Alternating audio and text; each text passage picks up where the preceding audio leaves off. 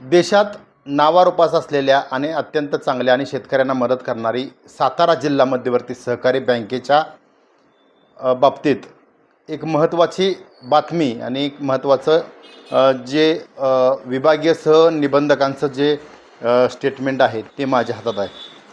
काल 30 मार्च रोजी विभागीय सहनिबंधक कोल्हापूर यांनी सातारा जिल्हा मध्यवर्ती सहकारी बँकेच्या नोकर भरतीवर स्थगितीचे आदेश दिलेले आहेत.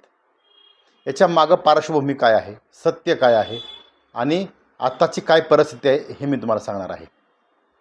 अर्थात सातारा जिल्हा मध्यवर्ती सहकारी बँक, यशवंतराव चव्हाण साहेब, आबासाहेब वीर यांच्यासारख्या व्यक्तींनी सातारा जिल्हा मध्यवर्ती सहकारी बँकेची मुहूर्तमेढ रोवली आणि ही सातारा जिल्हा मध्यवर्ती सहकारी बँक खऱ्या अर्थानं नावारूपास आणि संपूर्ण देशभरात अत्यंत चांगल्या पद्धतीनं कामकाज करू लागली.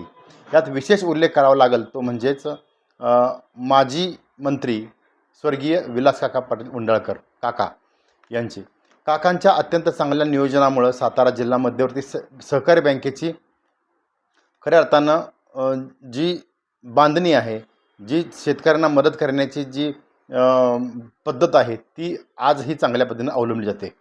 मात्र गेल्या काही दिवसापासून जी सातारा जिल्हा मध्यवर्ती सहकारी बँकेमध्ये नोकर भरतीमध्ये सुरू असलेला मोकाट कारभार यावर चर्चा फक्त होत होती सोशल मीडियावर. मात्र प्रत्यक्ष माझ्या हातामध्ये विभागीय सहनिबंधक कोल्हापूर यांचं आदेश आहे की या सर्व नोकर भरतीवर स्थगिती आणलेली आहे. याचा अर्थ असा आहे की यात काहीतरी घडतंय बिघडतंय. खरं तर या मागचं काय कारण आहे ते तुम्हाला सांगणार आहे. सुरुवातीला 2024 साली वर्कवेल इन्फोटेक प्रायव्हेट लिमिटेड या कंपनीला ही नोकर भरतीचं कॉन्ट्रॅक्ट देण्यात आलं. 240 क्लार्क आणि 60 शिपाई अशी ही साधारणतः नोकर भरती होती. मात्र दुसऱ्या टप्प्यात काही जागा वाढवल्या गेल्या असं ऐकू येत आहे.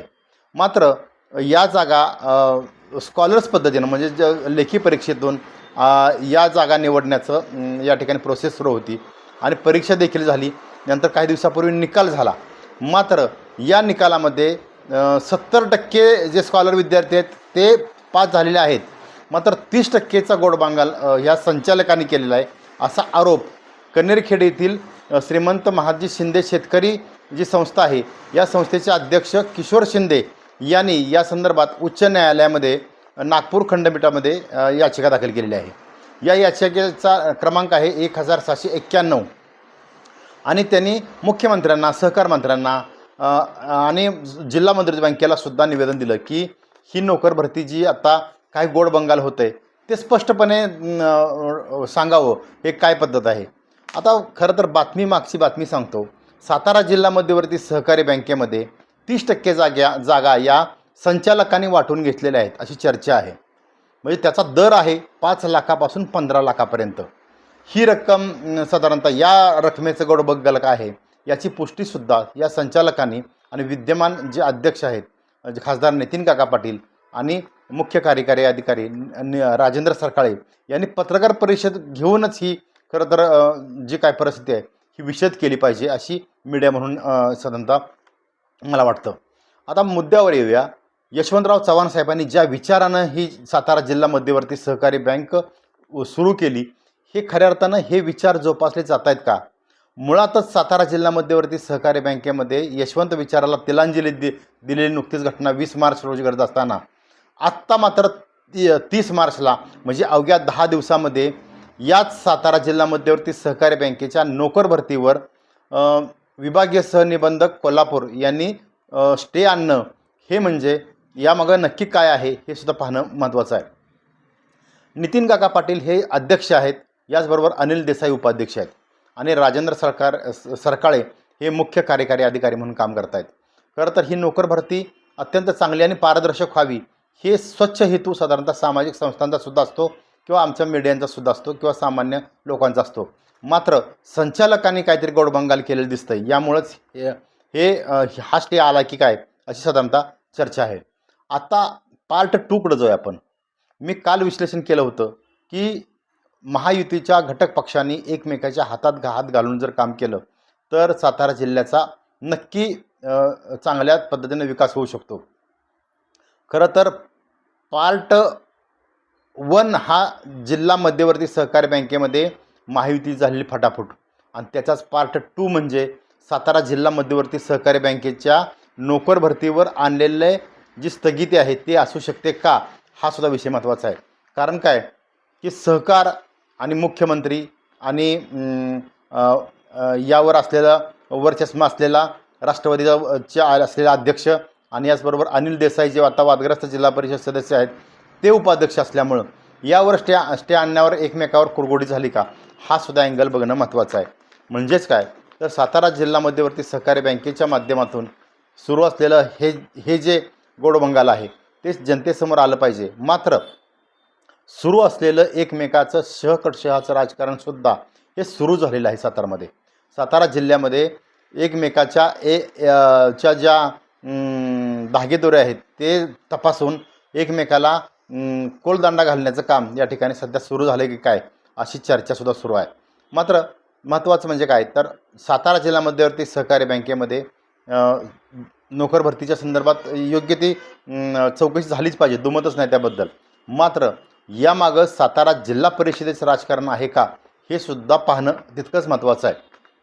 कारण काय की यशवंतराव चव्हाण साहेबांनी दिलेले विचार हे जर हे मंडळी आचरणात आणत नसतील आणि एकमेकाच्या संस्था या अडचणीत आणण्याचा जर प्रयत्न करत असतील तर ही खूप दुर्दैवाची गोष्ट राहणार आहे.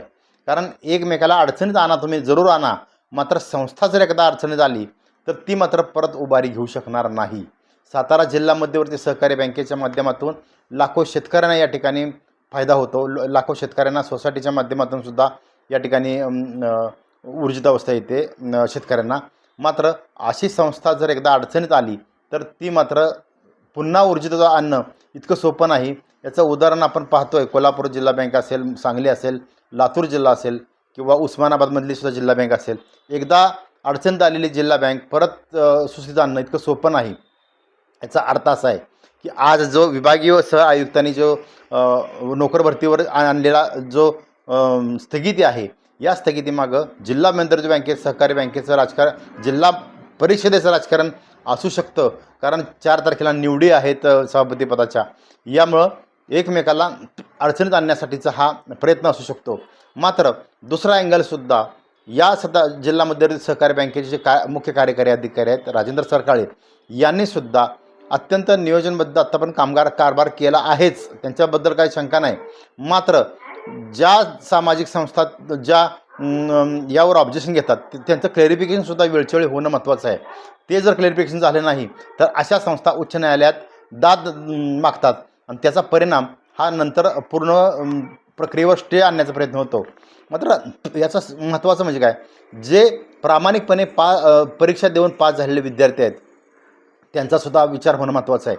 कारण त्यांचा काय दोष, हे संचालकांनी केलेलं गोडबंगाल असेल किंवा पैसे देऊन काही टक्के नोकर भरती करण्याचा जे काही संचालकांनी केलेला अट्टास असेल, त्याचा सगळा जो तोटा आहे तो 70% 75% जे प्रामाणिकपणे पास झालेले आहेत त्या सगळ्या त्या उमेदवारांच्यावर कशासाठी, हा सुद्धा महत्त्वाचा प्रश्न आहे.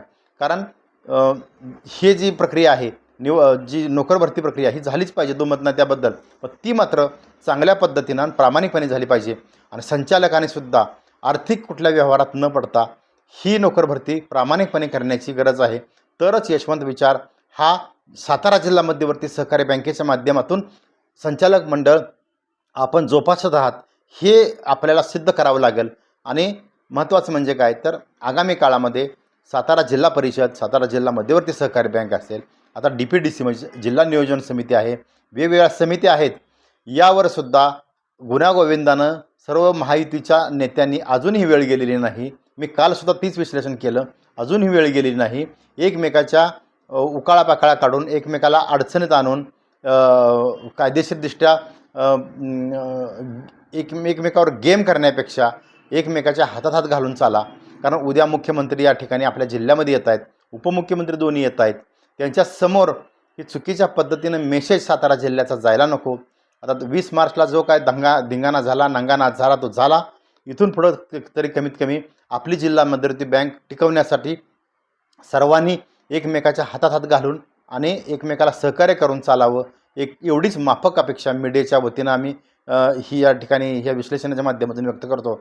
मात्र जी झालेली निवड प्रक्रिया आहे त्यावर आता सहकार विभागानं ताशेरे ओढलेलेच आहेत.